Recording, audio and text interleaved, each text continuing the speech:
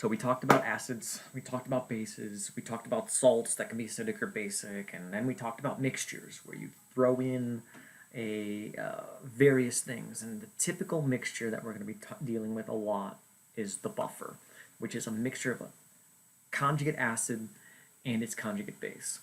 Again, this is review, and there'll be a little bit of a separate practice video, but when you deal with conjugate acids and conjugate bases together, again, there's two ways to make a buffer.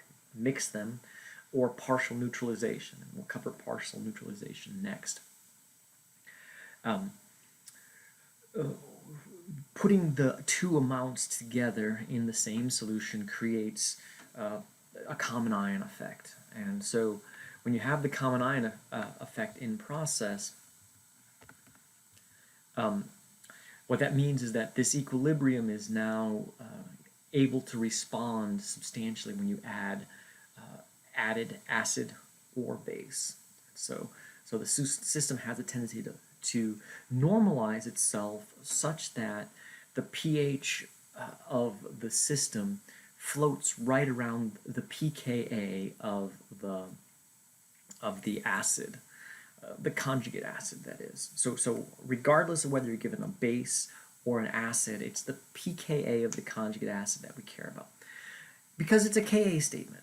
All right, so we can do this. We can solve these a number of different ways. I will go through an example where we solve with the Ka, but really the most efficient method is the Henderson-Hasselbalch equation.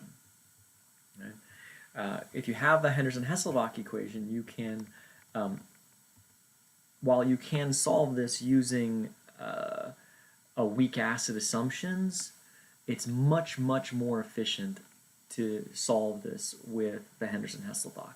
And so we're going to go through this problem using the Henderson-Hasselbalch and the long way in the next video. But the Henderson-Hasselbalch equation, pH is equal to pKa plus the log of the conjugate base over the conjugate acid, is very fast, very efficient. And so the beautiful thing is it's a ratio. And so as long as the two items are in the same solution, you can use molarity or you can use moles of acid or base in this case. And so that's a very useful shortcut. And another shortcut is if their concentrations are the same, their volumes then become proportional to moles, and you can plug those in as well. So it's super flexible. All you have to do is remember to set it up the right way. All right? When in doubt, convert everything into moles, and then you can use the mole ratio instead of the molarity. Another nice thing about buffers is when you dilute them, the pH doesn't change. Because the ratio between the conjugate acid and conjugate base doesn't change. And so that's a very useful technique. So there you go. Really quick buffer discussion. In the next one, I'll go through a much longer problem, the one described in the previous slide. Okay.